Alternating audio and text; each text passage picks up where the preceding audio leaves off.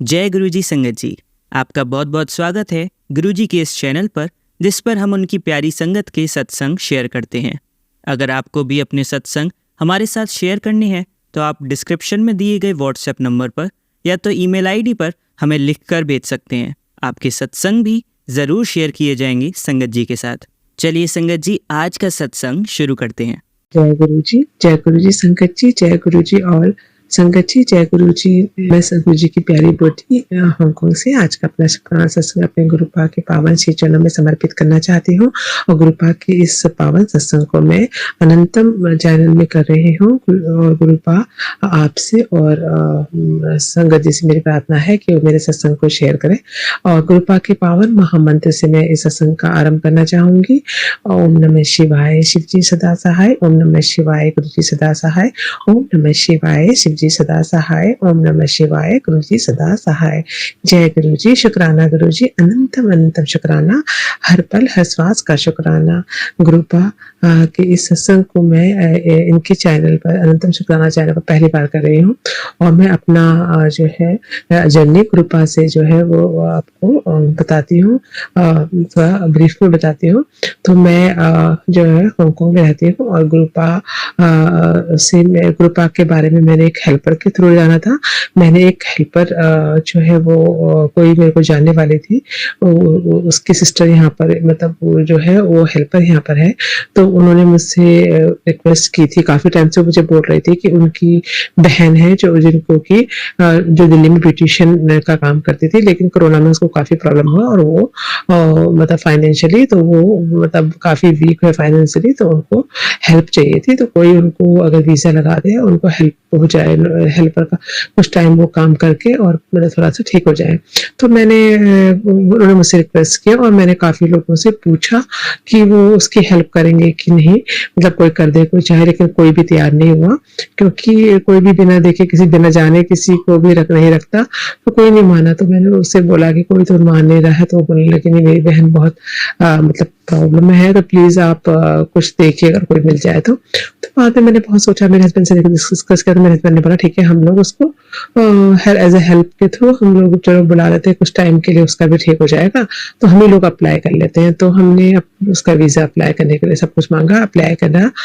और जैसे visa apply करने के प्रोसेस से पहले ही उसकी सिस्टर ने मुझे उसका नंबर दिया और बोला कि आप मेरी बहन से आप वीडियो कॉल में बात कर सकते हैं, तो आपको कुछ भी डाउट हो, कुछ भी हो तो पूछ सकते हैं। तो पता नहीं मेरे मन में क्या भाव आया, मैंने बोला कि पूछने की क्या जरूरत है, हम अगर पूछेंगे, देखेंगे, बात करेंगे तो भी हमको इतनी जल्दी पता नहीं चलेगा 1 मिनट में किसी से बात करके कि वो कैसा है, क्योंकि किसी का बेसिक नेचर तो हमको या तो उसके बारे में पहले पता होता है या फिर हम उसको यहाँ पर अपने साथ दे रखकर तभी पता चलता है। तो मैंने बोला कि मैं भगवान का नाम लेके उसको बुला लेती हूँ, फिर देखा जाएगा। तो मैंने भगवान गुरु जी में हमने कान्हा जी रखे हुए हैं, मैं बहुत साल से कान्हा जी की सेवा भी करती हूँ। माता रानी कान्हा जी की बहुत मतलब मानते हैं। मैं मतलब नियरली 14 ईयर्स से मैं जो है कान्हा लड्डू गोपाल की सेवा करती हूँ। और मैं आपको सर्विस वर्किंग, मैं काम भी करती हूँ, जॉब भी करती हूँ। और तो मैंने भगवान कान्हा जी से प्रार्थना की कि कान्हा जी, मैं जो बुला रही हूँ, मैं बिना देखे बुला रही हूँ, आप पे छोड़ दिया है मैंने, जैसी भी होगी आप को ही लाना है, बस अच्छा हो उसी को भेजना। ऐसे करके मैंने उनसे प्रार्थना की। और उसके बाद हेल्पर से मैंने बात कुछ नहीं की, ऐसे वीजा प्रोसेस में 1-2 महीने लगे। और उसके बाद वो फाइनली दिसंबर 2023 में 27 दिसंबर को वो हमारे घर आई। तो उसमें सैटरडे का दिन था, मेरा ऑफ था, तो मैंने बोला तो उस दिन आ जाओ। पहले अपनी सिस्टर के पास आई, उसके बाद उसकी सिस्टर्स को लेकर यहाँ पर आई। जैसे वो हमारे घर में एंटर हुई, अंदर आई, तो मैंने उनके लिए चाय वगैरह बनाई थी, क्योंकि वो पहली मतलब बार आ रही थी हमारे घर। तो जैसे वो अंदर आई तो उसने मुझे देखा और मुझसे बात करने लगी। तो वो बोलने लगी, मैंने सोचा कि पता नहीं कौन सी लेडी होगी, पता नहीं कैसी होंगी, और आप तो बहुत अच्छे हो और बहुत यंग दिखते हो और बहुत अच्छे से, मतलब वो मेरे आई और मेरे से मतलब हेलो ऐसे मतलब ऐसे नमस्ते वमस्ते करके वो अंदर बैठी। तो जैसे वो अंदर आई तो बोलने लगी आपके घर में अंदर आकर मुझे ना बहुत पॉजिटिव वाइब्रेशन आई, तो मुझे लगता है मेरे गुरुजी ने मुझे सही जगह भेजा है और यही बिल्कुल यहाँ पर मुझे बहुत मतलब पवित्र फीलिंग और बहुत ही पॉजिटिव वाइब्स आ रहे हैं। तो वो अंदर आकर बैठी और उससे बात चाय पीने लगी। बाद में उसने बताया कि वो थोड़ी देर बात करने के बाद मैंने उसको बोला ठीक है आज तुम जाओ और मंडे से तुम आना, अभी सिस्टर के पास रहना चाहती थी एक दो दिन। तो वो मुझसे एकदम बोली कि आपने मुझे बिना देखे बुला लिया। मेरे हस्बैंड और हम सब लोग सरप्राइज थे कि कोई ऐसे किसी को तो बिना जाने कैसे बुला सकता है, बिना देखे बिना फोन किए। तो हमको बहुत आश्चर्य हुआ। तो मैंने बोला नहीं कोई बात नहीं, मैंने ऊपर वाले पे छोड़ा था तो आप आओ कोई बात नहीं। तो वो अंदर आके थोड़ी देर बाद मुझे बोली आपसे मैं एक रिक्वेस्ट है, आप अगर मुझे इजाजत दो तो मैं अपने मेरे एक गुरुजी हैं और मैं गुरुजी के स्वरूप को अपने साथ लाई हूँ, तो आप चाहो अगर आप इजाजत दो तो मैं आपके मंदिर पे उन्हें विराजमान कर सकती हूँ। तो उसने गुरु पाक की फोटो निकाली, का स्वरूप निकाला, पॉकेट स्वरूप उसके पास था और उसने मुझे बोला ब्लैक चोले में, और उसने मुझे बोला कि ये मेरे गुरुजी हैं और वो लाकर उसने मंदिर में कान्हा जी के पास उसको मैं रख सकती हूँ। मैंने बोला हाँ हाँ क्यों नहीं, गुरु तो किसी के भी हों, मैं उनकी रिस्पेक्ट करती हूँ। मैंने तो कोई गुरु नहीं बनाया अभी तक, लेकिन क्योंकि मेरे को समझ ही नहीं आ रहा था कि कौन से गुरु मैं बनाऊंगी, क्योंकि मुझे चाहिए था कि मैं ऐसे गुरु बनाऊं जो कि भगवान का रूप हो, लेकिन ऐसा गुरु मुझे कहाँ मिलेंगे। तो मेरी मम्मा ने भी गुरु बनाए हुए हैं, लेकिन मम्मा मुझे बोलती रही बहुत टाइम, लेकिन मैंने उनको नहीं बनाया और मेरे अंदर फीलिंग ही नहीं आई। मैंने मम्मा को कहा मम्मा मुझे फीलिंग नहीं आ रही है, जिस दिन मुझे फीलिंग आएगी मैं अपना आप ही बना लूंगी। तो मैंने नहीं बनाया गुरुजी, और मैंने उन गुरुजी की जब मैंने गुरुजी की स्वरूप को देखा तो मेरे अंदर एकदम फीलिंग आई कि आज मेरी तलाश पूरी हो गई है और मुझे गुरुपा मिल गए। ऐसे करके मैंने गुरुपा को वहां पर विराजमान कर लिया। वो बहुत खुश हुई और जिस दिन मैंने उस समय जो गुरुपा को विराजमान किया उसने गुरुपा की महिमा की काफी चीज मुझे बताई और उसने बड़े मंदिर की जो पूरी पिक्चर मुझे दिखाया, पूरा वीडियो दिखाया, तो मुझे बहुत अच्छा लगा। मैंने उसे बोला हाँ मुझे बहुत अच्छा लगा, मैं भी इंडिया जाने वाली हूँ जनवरी में, तो मैं जब भी जाऊंगी तो मैं उनसे जरूर मिलूंगी। तो मैं 2024 जनवरी में मैं इंडिया जाऊंगी और मैं गुरुपा से जरूर उनके मंदिर जाऊंगी। मुझे ये बहुत मतलब अच्छा फीलिंग आई इनसे कनेक्ट होके, इनको देखकर। तो फिर ऐसे करके और फिर वो चली गई और फिर दूसरे दिन वो फिर आई और हमारे घर ही रुकी वो। तो फिर जब वो हमारे घर में रात को सोई थी तो मुझे पूजा के कमरे में ही उसे सुला दिया और हम अपने कमरे पे सब सो गए। तो जब मैं मॉर्निंग उठी तो वो उठी नहीं, काफी देर हो गई वो उठी नहीं, 6:30 हो गए। मेरे को ऑफिस जाना था तो मेरा का टाइम होता है, तो मैं 8 बजे 9 बजे जाती हूँ।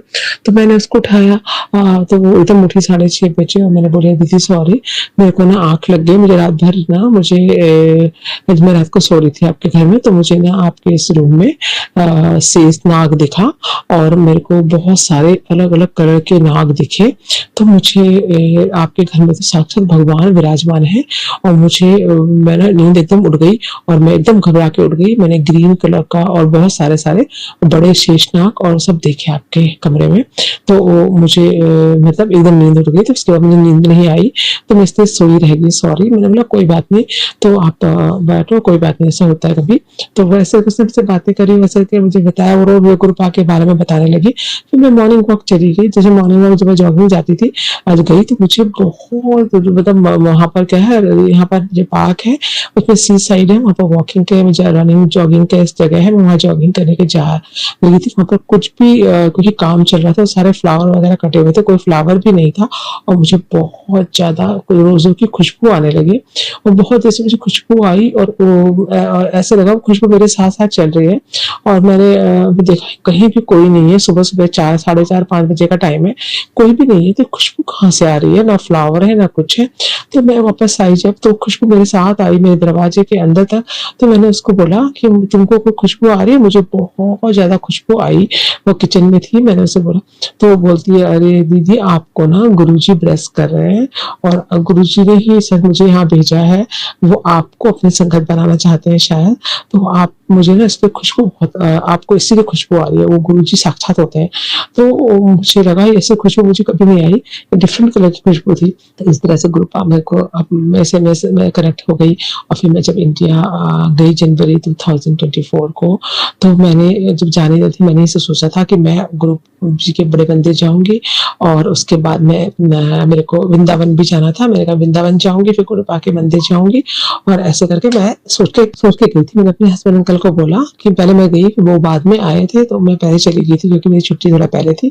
तो मेरे हस्बैंड अंकल मुझे बोले कि मैं गुरुपा के मंदिर जाऊँ, मुझे गुरु बनाने हैं, मुझे गुरु मिल गए हैं वो, तो मैं वहां जरूर जाऊंगी। मेरे हस्बैंड अंकल मुझे बोले अरे रहने दो, तुम कान्हा जी को मानती हो ना, बस किसी भी गुरु के चक्कर में मत पड़ो, ये सब ऐसे होते हैं। तो मैंने बोला आप नहीं मानते, आप ठीक रहो, आपकी मर्जी है, बट मुझे आप फोर्स नहीं कर सकते, मैं जाना है तो मैं जाऊंगी। और मैं करके चली गई। जब मैं इंडिया गई तो मैं गुरुपा के साथ जो है मैं गुरुपा के जब हम गुरुपा के मंदिर गई, तो मैं गुरुपा से वहां पर गुरुपा को जब मैंने देखा, मैं बड़े मंदिर, मैं अपनी से मेरी सिस्टर लोग जब गए वहां, में शादी में कहीं जाना था, तो फिर उसके बाद मैं गुरुपा के बड़े मंदिर गई। वहां पर जब वृंदावन गई, फिर गुरुपा के मंदिर गई, तो उस वक्त गुरुपा के जब मंदिर हम गई तो मुझे बहुत डिवाइन फीलिंग आई। मैं साक्षात मेरी बहन सिस्टर, उनके हस्बैंड वगैरह सबको लेकर मैं गुरुपा के मंदिर गई, और वहां पर हमें लंगर प्रसाद और चाय प्रसाद और समोसा प्रसाद और सब कुछ मिला। पर मैंने सब कुछ पूरा खाया और बहुत अच्छे से। और उसके बाद बट मैंने कोई भी ब्लेसिंग ना मेरे को पता था कि मिलती है, और ना मैंने उससे पूछा, और ना ही मैंने मांगी। और मैंने सब कुछ खाने के बाद में वापस आ गई। जब अपने घर गई, उसके बाद मैंने मेडिकल चेकअप वगैरह कराना था, तो मैं एवरी ईयर मेडिकल चेकअप कराती हूँ। तो मेडिकल चेकअप की सारी रिपोर्ट भी नॉर्मल थी, और सब नॉर्मल ही आती थी, उस बार भी नॉर्मल ही आई। तो मेरे को फिर गुरुपा भी कनेक्ट हो गए, मुझे उसने मंत्र जाप सब बताया था, तो मंत्र जाप करती रही। ऐसे करके मैं गुरुपा से कनेक्ट हो गई।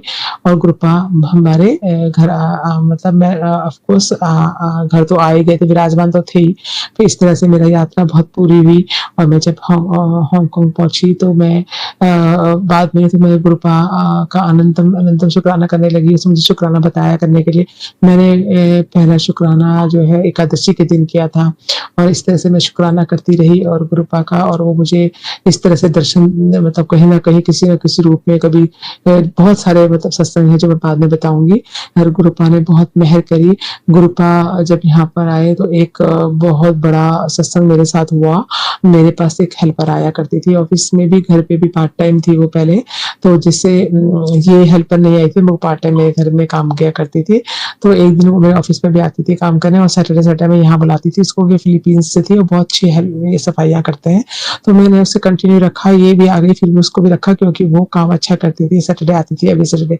तो एक दिन वो मेरे ऑफिस में आई, उसने मुझे कहा कि मैं ना आज नहीं आ पाऊंगी, क्योंकि मेरी कजन जो है वो हांगकांग में हेल्पर है, और उसको 4th स्टेज का कैंसर हुआ है, और वो हॉस्पिटल में एडमिट है, और मैं उनकी लोकल गार्जियन हूँ। और मुझे वहाँ उन्होंने बुलाया, डॉक्टर ने, और बोला कि तुम्हारी जो ये कजन है, ये अब सर्वाइव नहीं कर सकती, इसको मेडिसिन का भी असर नहीं हो रहा है, और ये बिल्कुल अंतिम स्टेज में है, इसके अंदर कोई स्टेमिना नहीं है। अगर तुम कहते हो तो हम उसको मर्सी डेथ दे देते हैं। यहाँ पर होता है, मर्सी डेथ दे देते हैं वो लोग, मतलब हॉस्पिटल में, अगर तुम तैयार हो तो, क्योंकि ऐसे से वो तरफ के मरेगी, लेकिन ऐसे से उसको आसानी से मौत मिल जाएगी। और वो अगर वो अपने, तो इसने कहा नहीं नहीं, मैं ऐसा नहीं कर सकती, आप मेरी सिस्टर को फिलीपींस जाने की परमिशन दे दो, और उसको एम्बुलेंस का इंतजाम कर दो, मैं उसको वहां छोड़ दूंगी। लेकिन वो लोग नहीं माने, वो लोग बोले कि ये सर्वाइव नहीं कर सकती, ये नहीं जा पाएगी। तो फिर उन्होंने बोला कि वो ऐसे करके उसने मुझे फोन किया, और वो रोने लगी। उसने उसका वीडियो और पिक्चर मुझे भेजी हेल्पर की। उसका बहुत ही बुरा हाल था, बहुत कंडीशन खराब थी।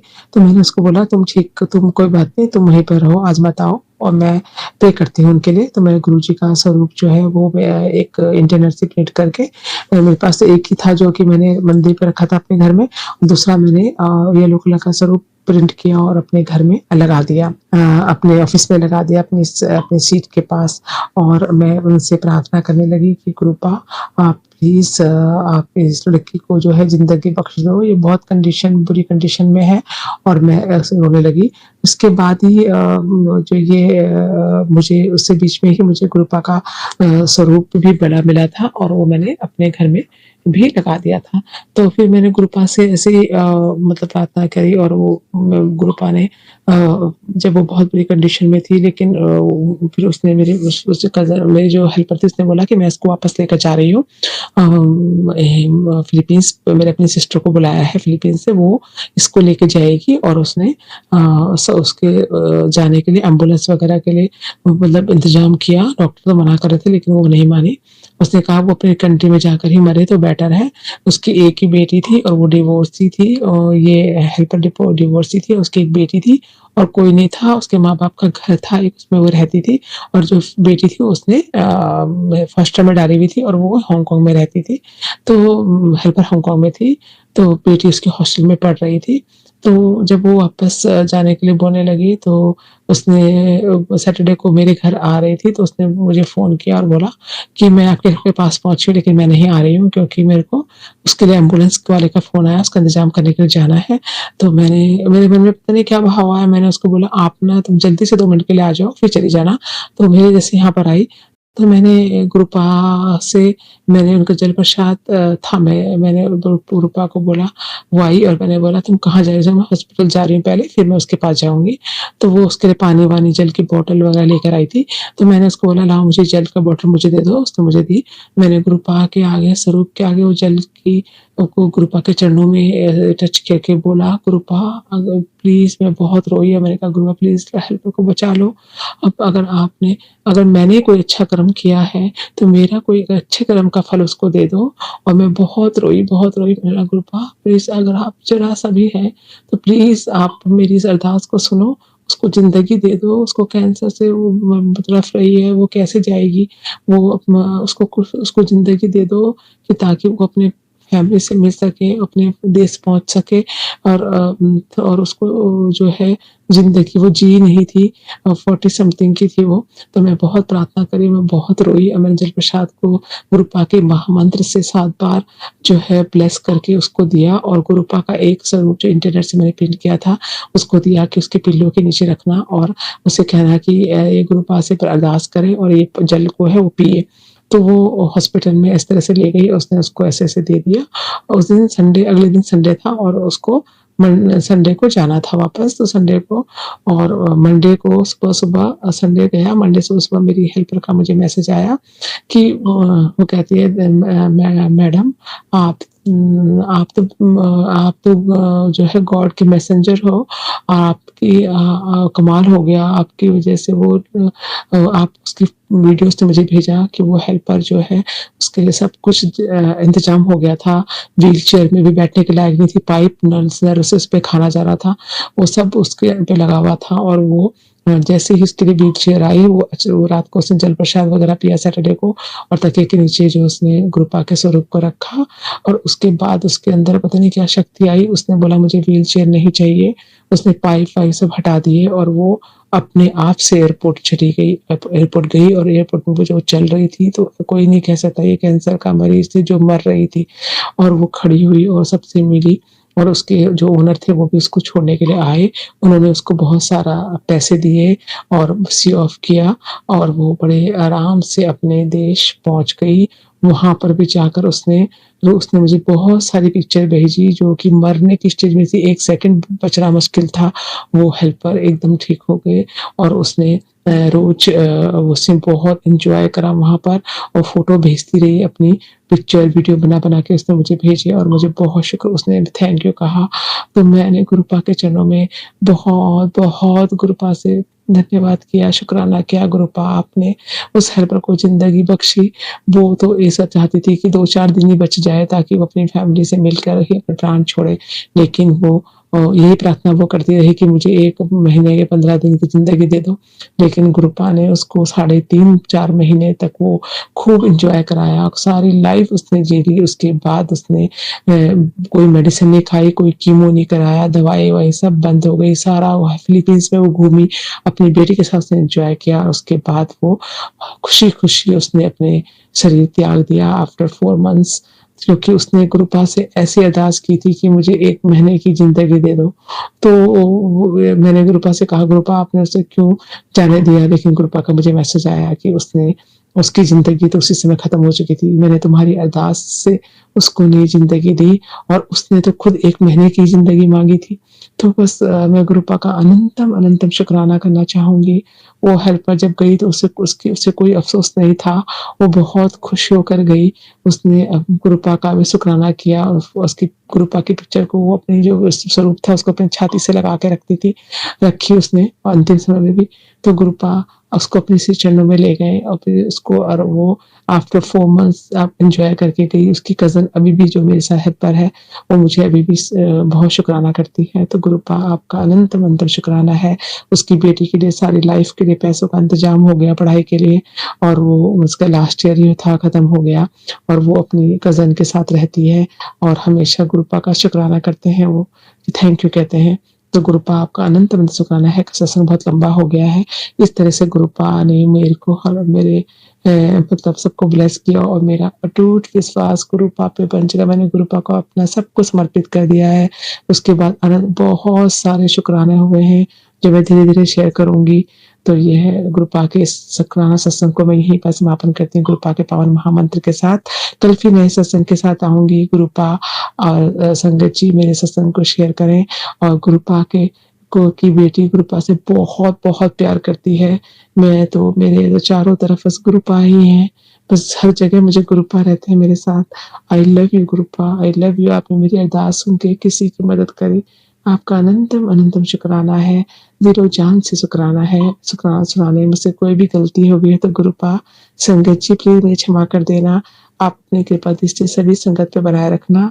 हमारे जीवन को इस तरह बनाए कि हम किसी के काम आए। हमारा जीवन और मृत्यु व्यर्थ ना जाए गुरुपा। आपने बहुत मेहर की है हमेशा मुझ पे। तो आपका अनंतम शुक्राना करते हुए आज के सत्संग को मैं यहीं पर गुरुपा के महामंत्र के साथ समापन करती हूँ। कल फिर नए सत्संग के साथ आऊँगी। ओम नमः शिवाय, शिव जी सदा सहाय। ओम नमः शिवाय, गुरु जी सदा सहाय। ओम नमः शिवाय, शिव जी सदा सहाय। ओम नमः शिवाय, गुरु जी सदा सहाय। जय गुरु जी, शुक्राना गुरु जी। I love you गुरुपा। सारी संगत का भला करना, सब पर अपनी कृपा दृष्टि बनाए रखना। जो आपकी संगत नहीं है उन्हें भी आप अपनी ब्लेसिंग देना और उन्हें सब हर किसी के संकटों को पहले दूर करना, फिर हमारा सोचना। गुरुपा, जय गुरु जी, शुक्राना गुरु जी, अनंतम शुक्राना। आई लव यू मेरे गुरुपा। जय गुरु जी, शुक्राना गुरु जी। ये सत्संग मैं गुरु जी के प्रति अपनी आस्था और कृपा का अनुभव साझा करने के लिए लिख रही हूँ। मैं अपना नाम गुप्त रखना चाहती हूँ। दिसंबर 2023 या जनवरी 2024 में मेरी एक आंटी और उनकी माँ ने मुझे गुरुजी के बारे में बताया। उस समय मैं अपने करियर को लेकर बहुत परेशान थी। मैंने परीक्षा दी थी लेकिन मुझे अपने चयन के बारे में कोई भरोसा नहीं था। 2020 से ही जब से कोविड आया, मैं घर पर रहकर तैयारी कर रही थी। घर में लड़ाई झगड़े और नेगेटिविटी के माहौल के कारण पढ़ाई में ध्यान लगाना मुश्किल हो रहा था। इसी बीच आंटी ने कहा, बेटा गुरुजी का सत्संग सुनो, सब ठीक हो जाएगा। हो सकता है आजकल नहीं लेकिन 2-4 महीने में सुधार जरूर होगा। मैंने थोड़ा सा सत्संग सुना लेकिन फिर छोड़ दिया। अचानक एक दिन मुझे दोबारा सत्संग सुनने की प्रेरणा मिली। इसी दौरान मेरे पेपर का रिजल्ट आया और मेरे अंक बहुत ज्यादा कम आए। फिर भी मैं शांत रही, रोई नहीं। लेकिन मेरी माँ की आंखों में चोट लग गई थी और खून निकलने लगा था क्योंकि उन्हें हाई बीपी की समस्या थी। इससे मैं बहुत दुखी हुई और गुरुजी से प्रार्थना की कि मेरी माँ की आंखें ठीक हो जाएं। कुछ दिनों में मेरी माँ की आंखें ठीक हो गईं। गुरुजी की कृपा से मैं धीरे धीरे सत्संग सुनने लगी और एक अनोखा बंधन गुरुजी के साथ बनने लगा। एक दिन मुझे संदेश आया कि मेरे ऊपर और मेरे घर के ऊपर काला जादू का प्रभाव है। फिर यह संदेश आना रुक गया लेकिन अब फिर से वही संदेश आने लगे। मुझे एक दिन एक सुंदरकांड के पाठ में जाना हुआ। वहाँ मैंने कुछ आंटियों से गुरुजी के बारे में बात की। उन्होंने बताया कि वे भी गुरुजी को मानती हैं और अगर मैं चाहूँ तो वे मुझे सत्संग के लिए ले चलेंगी। मैंने उनसे कहा कि अगर आपके पास गुरुजी का कोई स्वरूप हो तो मुझे दे दीजिए। कुछ दिनों बाद उन्होंने मुझे एक कड़ा ब्रेसलेट दिया। फिर एक दिन मुझे महसूस हुआ कि गुरुजी ने मेरे घर में चाय पीने की बात कही थी। मैंने अनजाने में ही चाय बनाई और मेरी दादी ने वह चाय पी ली। उस दिन मुझे समझ में आया कि गुरुजी हमारे घर में आए थे। धीरे धीरे मैंने जल प्रसाद जल का ग्लास रखना शुरू किया और उसे पीने लगी, क्योंकि मुझे बहुत पेट की समस्या रहती थी। गुरुजी की कृपा से अब उसमें सुधार हो रहा है। फिर एक दिन अमृत वेला में जब मैंने सत्संग सुना तो कहा गया कि आज गुरु नानक जी का जन्मदिन है, जो मांगना है मांग लो। पहले मैंने कुछ नहीं मांगा, क्योंकि मुझे सिखाया गया था कि गुरुजी से कुछ मांगो नहीं, लेकिन उसी दिन मुझे संदेश मिला आज मांग लो। तब मैंने प्रार्थना की और उसके बाद मुझे गुरुजी के अलग अलग रूपों के दर्शन होने लगे। गुरुजी की कृपा से मुझे समझ में आया कि किसी पंडित या बाबा की बातों में नहीं आना चाहिए। मेरे गुरुजी सबसे शक्तिशाली हैं। चलिए अब मंत्र जाप करते हैं। ओम नमः शिवाय शिवजी सदा सहाय। ओम नमः शिवाय गुरुजी सदा सहाय। ओम नमः शिवाय शिवजी सदा सहाय। ओम नमः शिवाय गुरुजी सदा सहाय। ओम नमः शिवाय शिवजी सदा सहाय। ओम नमः शिवाय गुरुजी सदा सहाय। धन्यवाद संगत जी, आपका दिन बहुत ही मंगलमय जाए। जय गुरुजी, शुक्राना गुरुजी।